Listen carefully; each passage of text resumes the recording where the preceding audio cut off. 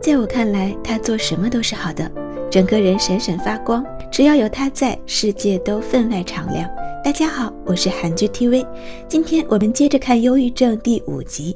优美的文字和数学思维相结合，声优演讲结束，获得了雷鸣般的掌声。中场休息，评委开始打分，获得了第1名总统奖的是依林。虽然得奖的同学本来是3位，但是由于声优的演讲太精彩了，优美的文字和数学结合更触动人心，所以评委临时加了个评审特别奖给他。当其他得奖同学都在发表获奖感言，只有声优一下台就直奔允秀老师而去，说出自己中午那会儿崩溃的原因。声优以前在国外上学时，同为韩国人的郑浩一直很照顾他，声优便一直把他当哥哥。后来有一次郑浩被挂在黑板上，声优直接走上讲台替他写出了公式，就因为这个公式让郑浩写了好几年的论文被推翻。当天晚上郑浩就自杀了，从此声优便不敢展现才华，害怕刺激到别人。听完这一切的允秀轻轻抱住声优安慰，而这一幕恰好被赶来的男友看见了。允秀安慰他，也许郑浩并没有埋怨他的天赋。男友危机感十足地劫走了允秀，推掉了饭局陪允秀吃烛光晚餐。男友看出声优喜欢允秀，希望允秀再和声优保持一点距离。依林摸着总统奖，把它塞进包里，想起了以前小时候的自己，数学总是不好，被老师留下来订正错题，声优陪他留下来并教他怎么解。依林看着他在机场拍下的照片，存进了私密文件夹。声优摩挲着允秀给的小石头，看着他的照片，心中的悸动像涟漪一样一圈一圈的荡漾。而另一边的允秀听从男友的忠告，把声优的照片扔进了回收站，决定和他保持距离。第二天，同学们闹哄哄吵成一片，替声优和依林庆祝获奖。张奎荣酸地直接离开教室，允秀老师刚赶到学校，一个女人就拉着她采访。允秀避而不谈，圣亚高中奥林匹亚大赛得主2位都是圣亚高中的，这让教导主任好好风光了一把。他在采访镜头前侃侃而谈。送走教育部的人后，程民俊就给他打电话，说一个叫 MBS 新闻的社会组来采访奥林匹亚数学竞赛青少年组的举行原委，并且今晚就要播出节目。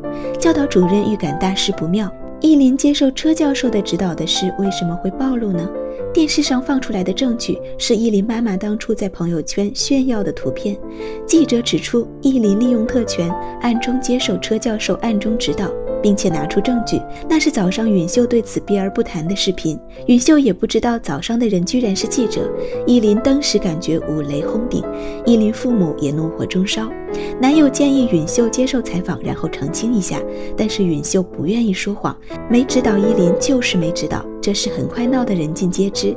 依林顶住压力独自去上学，声优带着他逃脱记者的围堵。允秀老师希望他回头是岸，然而依林根本没意识到自己哪里错了。教导主任让程民俊先发篇声明压着，程民俊答应之后，希望教导主任把期中考试的题库给他发一份。教导主任刚拒绝，允秀不请自来，他希望能和依林父母谈谈。教导主任表示他无权干涉人家父母的教育方式，并且警告他别把事情闹大。柳生才和允秀的结婚喜帖出来了，男友开心地把它发给允秀看。男友妈妈虽然对这个儿媳颇有微词，但是见生才这么喜欢，也就只好祝福她了。允秀看见喜帖，再想到依林的事，实在是高兴不起来。教导主任教育依林说这一切都是他父母的错，依林认为允秀老师也有错。教导主任非常欣慰，他就是想看到这样的依林，为了得到自己想要的，努力去扳倒对手，哪怕手段不光彩。允秀下班回家，刹车却失灵了，他狠狠摔进草坪。刚放学的声优恰好看见这一幕，背起允秀就送往医院。允秀男友让声优先回去，自己扶着允秀出来。声优把断了的刹车绳的照片给他们看，切面断得整整齐齐，明显是有人故意剪断的。男友建议报警，允秀认为自己查监控就行。依林压力越来越大，状态也已经到了需要用药调整的地步。现在教导主任还不给他题库，他完全不知道该怎么应对接下来的期中考试。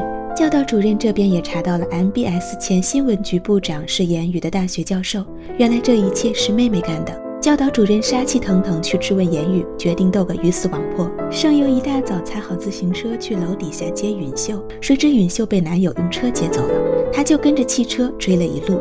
而这一幕被晾被子的盛由爸爸看见了。允秀到办公室查监控，发现是依林剪断了他的刹车。他把依林叫去教室，让他做学习焦虑程度的测试，想知道他为什么不安和紧张。依林填着填着，突然撕了问卷，转角遇到了尤胜。依林说允秀老师的刹车是他剪断的，并带着盛由来到了美术室谈话。依林希望他们能像以前一样，让盛由继续做倒数第一，不要和自己争。盛由解释自己不想和任何人争，他只是更自由地做自己而已。盛由离开去相馆拿洗好的照片，约了允秀楼下见面。依林给他发来允秀老师的婚帖刺激他，天上下起大雨，也象征了盛由失落的心情。依林将机场拍的照片交给了教导主任，希望借此来兑换期中考试的答案。